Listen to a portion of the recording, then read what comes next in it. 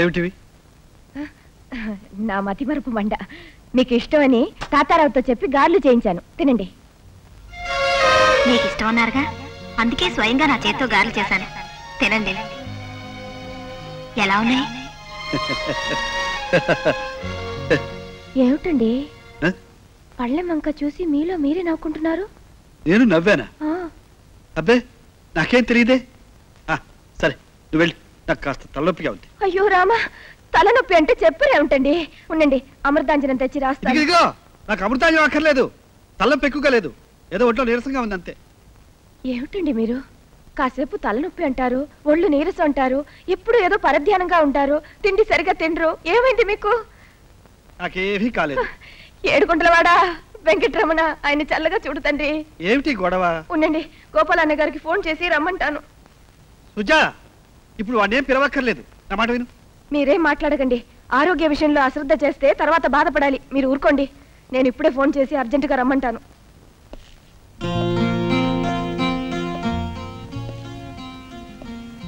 ఇచ్చి సుజ, మనిషికైతే డాక్టర్లు వైద్యం చేయగలరు, మనసుకేం చేస్తారు?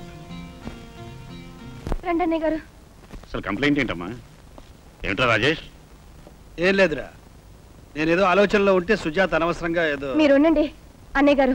ఈ మధ్య ఈయన ఎప్పుడు ఏదో ఆలోచనలో ఉంటూ తనలో తను నవ్వుకుంటూ అదో రకంగా ఉంటున్నారు. పైగా ఇదివరకటి హుషారు కాస్త పోయి ఎప్పుడు నీరసం అను నొప్పను అనటం, తిండి సరిగా తినకపోవడం ఒకటి కాదనుకోండి. ఇదంతా చూస్తుంటే ఒక విచిత్రమైన వ్యాధి అనిపిస్తోంది. గతంలో చేసిన కొన్ని పనులకు ఫలితంగా ఇలాంటి వ్యాధి వస్తుంది. దీనివల్ల గుండెకి ఎవరో నొప్పి పెట్టినట్టు, అది కాలి మండిపోతున్నట్టు ఉంటుంది. ఏమంటారా రాజేష్? నిన్ను నోరు మొయ్యమంట. అదేమిటండి, ఆయన అంతా అభిమానంగా వచ్చి ఆ విచిత్రమైన రోగం గురించి వివరంగా చెప్తూ ఉంటే నోరు మొయ్యమంటారేమిటి? ఇలా అనటం కూడా రోగ లక్షణమేమో కదా అన్నయ్య గారు. కరెక్ట్ అమ్మా, కరెక్ట్. చూడు, ఈ రోగానికి ఈ టాబ్లెట్లు వేసుకుంటే సరిపోతుంది. ఉండండి, మంచినీళ్ళు తీసుకొస్తాను. అర్థం లేని వాగుడు వాగి ఏవో పిచ్చి పిచ్చి మాత్రం నాతో మింగించాలని చూస్తున్నావా? నిజానికి నీ రోగానికి మందు లేదురా. ఈ మాత్రం నీ ఆరోగ్యం కోసం కాదు, అమ్మాయి తృప్తి కోసం. అవునరా, నాకు తెలియకడుగుతాను, ఇన్నాళ్ళు పోయిన తర్వాత కూడా ఇంకా అమ్మాయిని గురించి ఆలోచన ఏమిట్రా? అంతకంటే అందమైన ఇల్లాలతో హాయిగా కాపురం చేసుకోక. నేను మర్చిపోలేకపోతున్నది ఆ అమ్మాయి అందాన్ని గురించి కాదు, ఆ తొలి ప్రేమను, అందులోని అమాయకత్వం. డాక్టర్ గారు, ఈ ఇంజెక్షన్తో మా మావయ్యకి నయమైపోతుందా? నయం కావాలనే కదా ఇంజెక్షన్ ఇచ్చేది. ఏ రమణయ్య, నిన్ను గురించి మీ మేనడు మహా బాధపడిపోతున్నాడు. తనకి ఇష్టమైన వాళ్ళకి ఏ కష్టం వచ్చినా ముందు వీడు బాధపడిపోతాడండి. ఉత్త వెర్రి బాగులోడు. చూడండి డాక్టర్ బాబు, అయ్యగారితో చెప్పి వీడికి ఏదైనా పనిపిద్దురు మీ పుణ్యం ఉంటుంది. ఏం చదువుకున్నాడు? స్తోమత లేక నేనేం చదివించలేదు. కాకపోతే ఒళ్ళొంచి కష్టపడతాడు, నమ్మకంగా విశ్వాసంగా పనిచేస్తాడు. సరే, అలాగే చూద్దాం. రేపు ఒకసారి ఫ్యాక్టరీకి వచ్చి కనపడవా? అలాగే సార్. వస్తారన్నయ్య? ఆ డాక్టర్ బాబు పనిపించి మాత్రం ప్రయోజనం ఏముందండి? 4 రోజులు తిరగకుండానే వాళ్ళ అమ్మని మాట అన్నారనో వాళ్ళ నాన్నని తిట్టారనో చెప్పి పని మానేసి వస్తాడు. అయినా తేరగా మన నెత్తిని కూర్చొని తింటాం అలవాటు పడ్డాక వాడెందుకు పని చేస్తాడు? ఏటే నీ నస? ఆ మళ్ళీ బతుకున్న నాళ్ళు సణుగుతూనే దానికి చాకరీ చేసావు.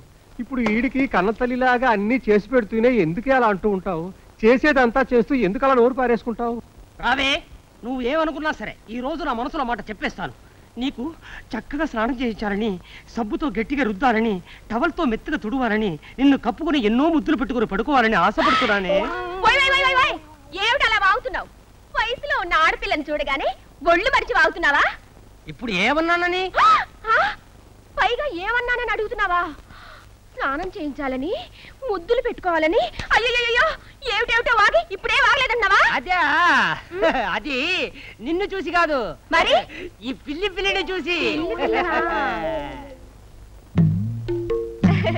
అట్టాగా. అయినా పిల్లితో మాట్లాడడం ఏంటి? పిల్లితో మాట్లాడకుండా పిల్లతో మాట్లాడమంటావా? అయ్యో, నీకేం తెలీదు. అంటే అంటే నీతో మాట్లాడమంటావా? అయ్యో అయ్యో గట్టిగా అరుగు. అయ్యో అయ్యో, అలా మెల్లగా మాట్లాడు. నేనంటే నీకు ప్రేమ? అల్మేర్, నేను వండిన ప్రతి వంటకాన్ని నీకు స్పూన్ తో రుచి చూపించడం ఎందుకో తెలుసా? ఎందుకు? నేను స్పూన్ తో తీసి నీ నోట్లో పెడతాను, నువ్వు తినేసి వెళ్ళిపోతావు. ఆ తరువాత అదే స్ఫూర్తితో నేను తింటాను. అయ్యో మన మధురమైన ఈ ప్రేమ స్పూన్ ద్వారా కాకుండా నేరుగా నోటితో. అయ్యో అన్ని వట్టి మాటలే. అంటే ఎవరో చూస్తారు వస్తా. నన్ను అడిగితే నేను ఇవ్వనా? ఏంటది? కష్టపడి నా జేబు నుంచి తీసేవే అది. డబ్బా? ఆ డబ్బా కాదు, డబ్బు. ఉత్తినే తీసేలావయ్యా, పెట్టైనా. నేను ఇస్తూ ఉంటాను, నువ్వు దాస్తూ ఉండాలి. శంకరయ్య గారు, నేను క్లబ్కి వెళుతున్నాను. ఫోన్లు ఏమైనా వస్తే చూడండి. అలాగేనమ్మా. అమ్మా ఏమిటి రంగన్న, ఎవరి అబ్బాయి? అయ్యగారి దగ్గరికి పని కావాలని వచ్చాడు. ఇంట్లో ఏదైనా పని ఉంటే చూపించమని ఇక్కడికి పంపించారు. నమస్కారం అండి. నీ పేరేమిటి? సత్యమూర్తి అండి. శంకరయ్య గారు, ఇతను ఇక్కడే ఉంచి ఏవైనా పనులు చెప్తుండండి. నాకు టైం అయింది, నేను వెళ్ళొస్తాను. సరేనమ్మా. రారా కుకుంబ. నా పేరు కుకుంబుడు కాదండి. కాకపోయినా నేను అలాగే పిలుస్తాను రా కొండగోళ.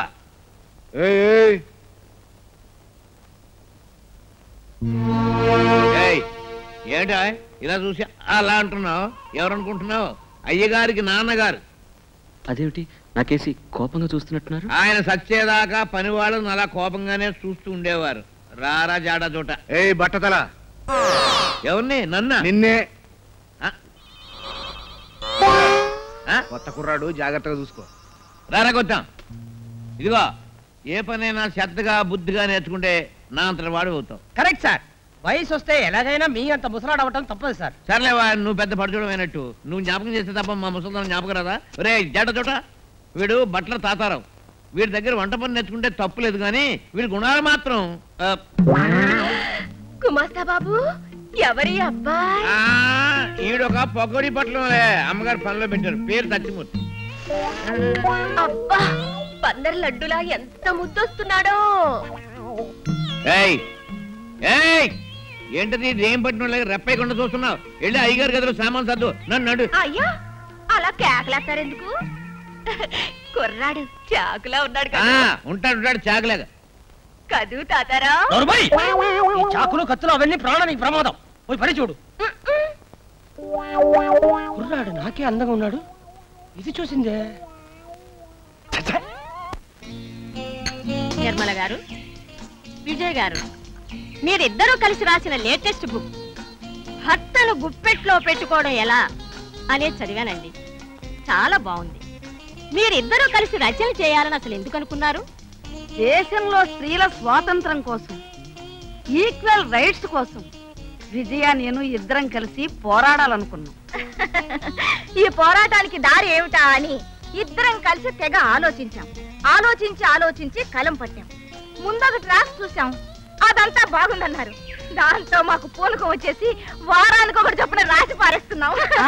నమస్కారం అండి. నమస్కారం. ఏమిటమ్మాయి, ఏమిటి మీ ఇంట్లో విశేషాలు? మీ ఆయన నువ్వు ఎలా ఉంటున్నారు? ఏమిటి కథ? No no no, she's asking about your bedroom affair. అంటే పడగదిలో ఎలా ఉంటారు అని. అయ్యో రామ, ఏం చెప్పమంటారండి. ఇదివరకు కాస్త సరసంగా సరదాగా ఉండేవారు. అదేమిటో ఈ మధ్య అదో రకంగా ఉంటున్నారు. యు మీన్ ముద్దులు, మురిపాలు, కింద పట్టం మీద పట్టం ఇలాంటివేమీ లేవా? ఇన్నేళ్ళు వచ్చాక ఆ సరదాలు ఏముంటాయండి. What you mean? మేము రాసిన పడగటింటి ముచ్చట్లలో భార్యాభర్తలకి హుషారు ఉద్దేశం ఉండాలే గాని సరసానికి వయసుతో నిమిత్తం లేదు అని మేము రాశాం. అయ్యో రామా, నిజమా? నిజమేనమ్మా వాడు చెప్పేది. నా విషయమే తీసుకో. మీ ఆలు మగల కంటే నేను మా ఆయన పెద్దవాళ్ళమే కదా. అయినా మేము పడగదిలోకి వెళితే చాలు, ఆయన రెచ్చిపోతారు, నేను చెలరేగిపోతాను. రోజునా అప్పుడప్పుడా? రోజునమ్మా.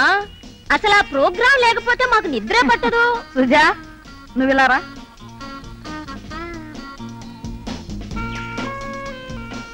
ఏం సుజా, మీ ఆయన నువ్వు సరిగ్గా మూడ్లో పెట్టడం లేదా? ఏ మూడో, ఎప్పుడు ఫ్యాక్టరీ అనో ఆఫీస్ అనో తిరుగుతూ ఉంటారు, మరి ధ్యాసే ఉండదు. పోనీ ఓ పని చెయ్యి, దెబ్బలాట పెట్టుకో. అయ్యో రామ, దెబ్బలాట పెట్టుకుంటే దగ్గర ఎలా అవుతామండి? అదే ట్రిక్. కాపురంలో కలహాలనే నవల్లో ఇదే పాయింట్ మీద మేము 50 పేజీలు రాసాం, పైగా మా సొంత అనుభవంతో. అంటే మీరు మీ ఆయనతో దెబ్బలాడి దగ్గర అయ్యారా? అవునమ్మా. ఒక రోజు ఆయనకి తెలియకుండా నేను ఒక కాస్ట్లీ నెక్లెస్ కొన్నాను. అది ఆయనకి తెలిసింది, కేకలేశారు. నేను అరిచాను. ఆ దెబ్బతో ఆయనకు ఒళ్ళు మండిపోయి నన్ను ఒక్క పీకు పీకారు. అంతే, నేను మూతి బిగించి గదిలో ఒక మూల చాపేసుకుని పడుకున్నాను. రాత్రి అయ్యేసరికి ఆయన నెమ్మదిగా నా దగ్గరకు వచ్చారు. వచ్చి దెబ్బ గట్టిగా తగిలిందా నిమ్మి అన్నారు. కసరత్ చేసిన ఒళ్ళు మీది, మీ దెబ్బ గట్టిగా కాకపోతే నెమ్మదిగా తగులుతుందా అని నేను అన్నాను. మా సాహిత్యం నువ్వు పూర్తిగా చదివితే మీ ఆయన్ని నీ వెనకాలే తిప్పుకుంటావు. పైగా మీ ఆయనకి 40 ఏళ్ల వయసున్నా 20 ఏళ్ల కుర్రాళ్ళ చాకులా ఉంటాడేమో. నీకు క్షణం రెస్ట్ ఇవ్వడు. అయితే రేపే మీ బుక్స్ అన్ని పంపించండి. Sure sure.